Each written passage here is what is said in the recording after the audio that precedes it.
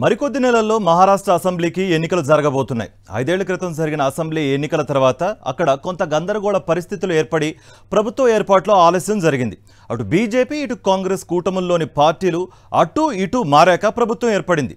కొద్ది కాలానికే ఆ ప్రభుత్వాన్ని కూల్చి తన కూటమి ప్రభుత్వాన్ని ఏర్పాటు చేసుకుంది కమలం పార్టీ.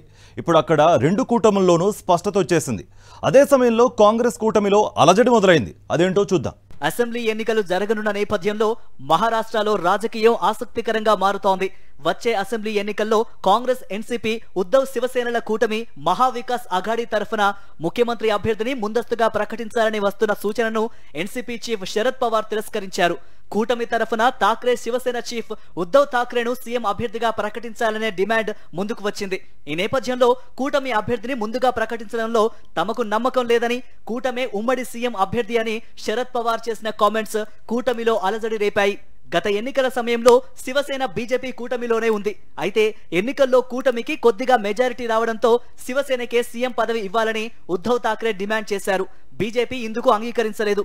దీంతో దాదాపు నెలన్నర రోజుల పాటు ప్రభుత్వం ఏర్పాటులో ప్రతిష్టంభన ఏర్పడింది. చివరికి శివసేన కాంగ్రెస్ కూటమిలో చేరగా ఉద్ధవ్ ఠాక్రే సీఎం పదవి కోరిక తీరింది. అయితే కొన్నాళ్లకే ఏక్నాథ్ షిండే నాయకత్వంలో శివసేనను చీల్చి ఉద్ధవ్ ఠాక్రే ప్రభుత్వాన్ని పడగొట్టిన బీజేపీ షిండేను తమ కూటమిలో చేర్చుకొని ముఖ్యమంత్రిని చేసింది. ఇటీవలి కాలంలో పార్లమెంటు ఎన్నికలకు ముందు శరద్ పవార్ ఎన్సీపీని చీల్చి అజిత్ పవార్ ను తన కూటమిలోకి లాక్కుంది కమలం పార్టీ. ఇదిలా ఉంటే పార్లమెంటు ఎన్నికల్లో ఓడలు బండ్లు, బండ్లు ఓడలుగా మారాయి. బీజేపీ నాయకత్వంలోని కూటమి లోక్సభ ఎన్నికల్లో చిత్తుగా ఓడిపోయింది. రాష్ట్రంలోని మొత్తం 48 ఎంపీ సీట్లకు గాను 30 సీట్లను కాంగ్రెస్ నాయకత్వంలోని కూటమి గెలుచుకుంది.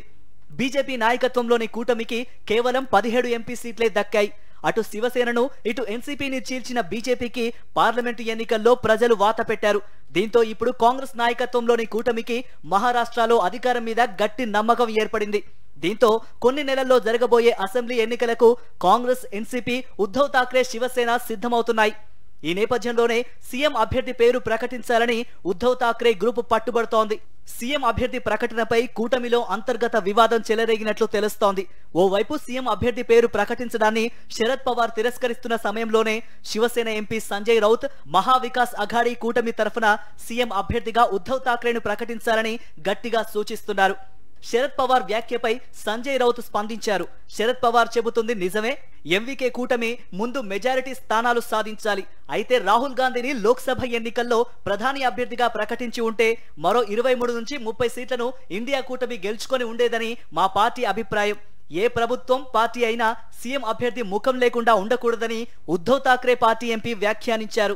ఎంవీఏ కూటమి తరఫున ఎవరిని సీఎం అభ్యర్థిగా పెట్టినా తమకు ఇబ్బంది లేదని, 3 పార్టీలో ఎవరో ఒకరిని సీఎం అభ్యర్థిగా ప్రకటించాలని సంజయ్ రౌత్ అంటున్నారు.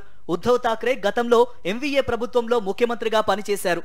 ఆయన చేసిన మంచి పనులను ప్రజలు ఇంకా గుర్తు పెట్టుకున్నారు. అదేవిధంగా లోక్సభ ఎన్నికల సమయంలో ఉద్ధవ్ ఠాక్రే మిత్రపక్షాలను ముందుండి నడిపించారని సంజయ్ రౌత్ గుర్తు చేస్తున్నారు.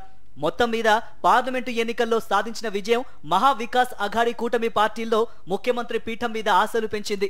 అందుకే ఠాక్రే పార్టీ సీఎం అభ్యర్థిని ప్రకటించాలంటే శరద్ పవార్ మాత్రం వద్దంటున్నారు. ఈ విషయంలో కాంగ్రెస్ ఇంకా తన అభిప్రాయాన్ని వెల్లడించలేదు. మరి కాంగ్రెస్ హైకమాండ్ ఏమంటుందో చూడాలి.